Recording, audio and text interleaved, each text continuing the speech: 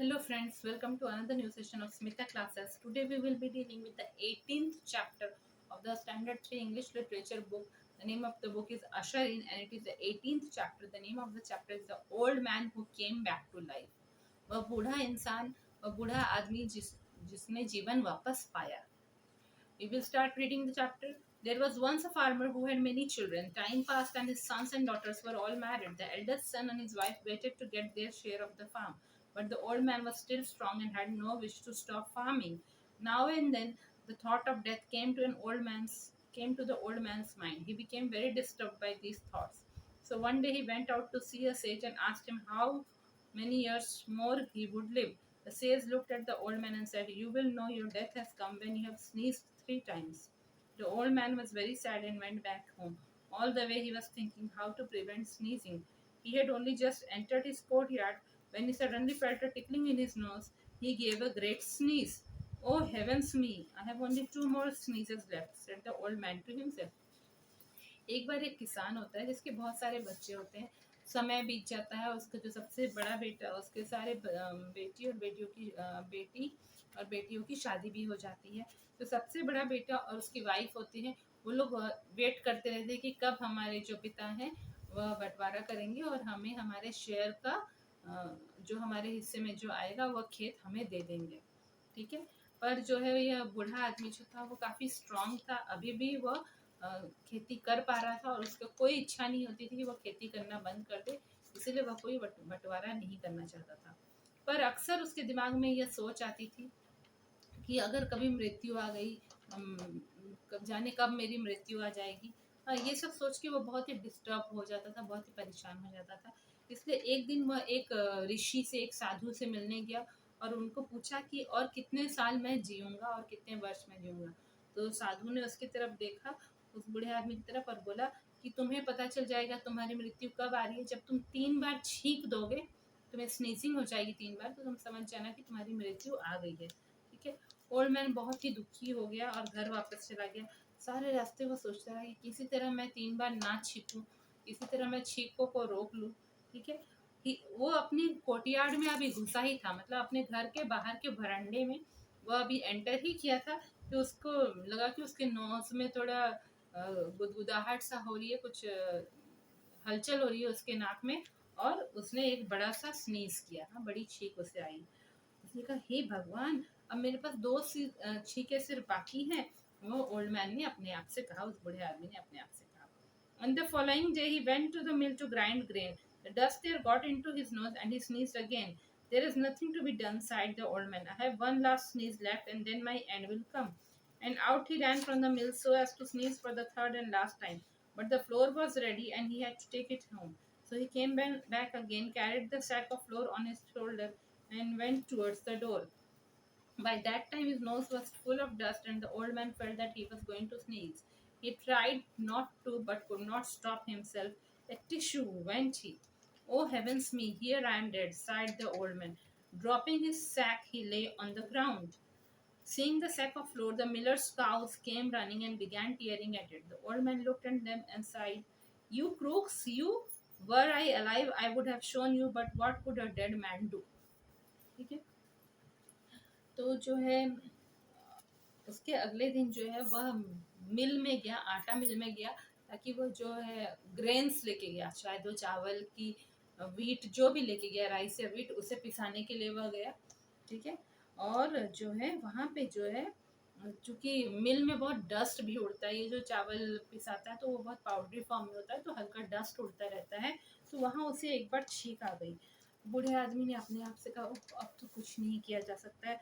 अब मेरे पास बस एक ही छींक बाकी है और उसके बाद मेरा अंत आ जाएगा." हाँ. फिर वो मिल से जो जल्दी भागा बाहर निकल के कि चलो आखिरी छींक आनी है तो बाहर जाऊंगा, मैं आखिरी बार छींकूंगा. पर उस समय तक जो है वो ग्रेन्स जो लेके गया था वो पिसकर आटे में बदल गया था, फ्लोर में बदल गया था, और उसे लेकर वापस जाना था. इसलिए वो मिल के अंदर दोबारा आया और जो उस आटे का बोरा था उसे अपने कंधों पर रखा और दरवाजे की तरफ गया. इस समय तक उसके नाक में बहुत ही डस्ट जा चुका था, मिल का डस्ट, और उसको फिर से एहसास हुआ कि वह छींकने वाला है. उसने बहुत कोशिश की कि उसे छींक नहीं आए, पर टिश्यू वैन थी और उसको फिर से छींक आ गई. उसने बोला हे भगवान अब तो मैं मर गया। हाँ, ऐसा कह के उसने जो है उस बोरे को वहीं गिरा दिया और खुद जमीन पर लेट गया। जब जमीन पे गिरे हुए जो बोरा गिरा उससे आटा निकलकर बाहर फैल गया, यह देखकर उस मिल ओनर का जो गाय सब थे, हाँ, जो काउस थे, वे सब दौड़े चले आए उस आटे को खाने के लिए। हाँ, और वह आदमी जो है वह लेटा हुआ है और जमीन पे, और वो लेटे लेटे वो हमसे कह रहा है, हाँ, कि तुम बदमाश, तुम दुष्ट गाय लोग, अगर मैं अभी जिंदा होता तो मैंने तुम्हें दिखा दिया होता, मैंने तुम्हें सबक सिखा दिया होता, पर एक मरा हुआ आदमी क्या कर सकता है। Just then the miller came out into the yard. He was surprised to see the cows tearing at the sack of flour while its owner lay there. What are you doing? Asked he. Said the old man in reply. Why, just lying here, of course. What else can I do? I am dead. Were I alive, I would have driven your cows away. Do me a favor and drive the cows away. The miller was surprised. Oh, so you are dead, said he. How very sad that is. He took a whip and drove the cows away. He sent the whip flying over the old man's back, too. Up jumped the old man from the ground. Thank you for bringing me back to life, said he. If you had not come, I would be dead still. With this, he carried the sack of flour onto a wagon and drove home. ठीक है, तो जब गाय जो है वो आटे को खाने लगे, हाँ, और ये जो बूढ़ा आदमी है वो जमीन पे लेटे लेटे उन गायों को देख रहा है। उसी समय मिल ओनर बाहर आ गया। हाँ, उस कॉरिडोर में मिल ओनर बाहर आया और वो बहुत ही आश्चर्य में था कि ये जो है गाय सब उस आटे के बोरे को पूरा अपने दांतों से तो खोलने की कोशिश कर रहे हैं और खाने की कोशिश कर रहे हैं आटे को। और ओनर जो आटे का ओनर जो है वो बूढ़ा आदमी वो वहाँ लेटे लेटे उसे देख रहा है जिसका वो आटा है। वो उसको बोला तुम क्या कर रहे हो। हाँ, तो उस बूढ़े आदमी ने जवाब दिया कि मैं तो बस यहाँ लेटा ही हुआ हूँ और मैं क्या कर सकता हूँ, मैं तो एक मरा हुआ आदमी हूँ। अगर मैं जिंदा होता तो ये गाय सबको भगा देता। मेरे लिए एक फेवर करो, मेरे लिए एक एहसान करो, इन गाय को भगा दो। मिल ओनर पूरा आश्चर्यचकित था, ये क्या बातें कर रहा है, ये मरा हुआ है कह रहा है और मुझसे बातें भी कर रहा है। उसने कहा ओहो, तो तुम मर चुके हो, कितनी दुख की बात है। हाँ, वो मिल ओनर क्या किया, एक चाबुक लेके आया, विप लेके आया और गाय के ऊपर एक चाबुक मारा तो गाय सब वहां से भाग गए।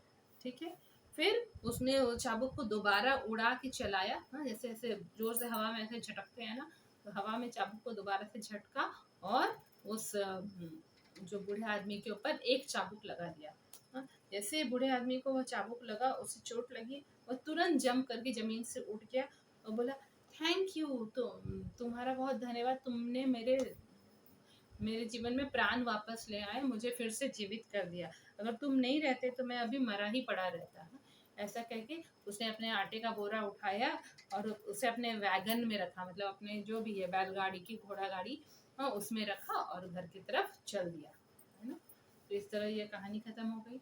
इस कहानी से हमें क्या समझ में आता है कि हमें किसी भी लोगों की जैसी तैसी बातों पे भरोसा नहीं करना चाहिए कि मैं 3 बार छींक दूंगा तो मर जाऊंगा, ऐसा ये सब इस तरह की बातों पे भरोसा नहीं करना चाहिए।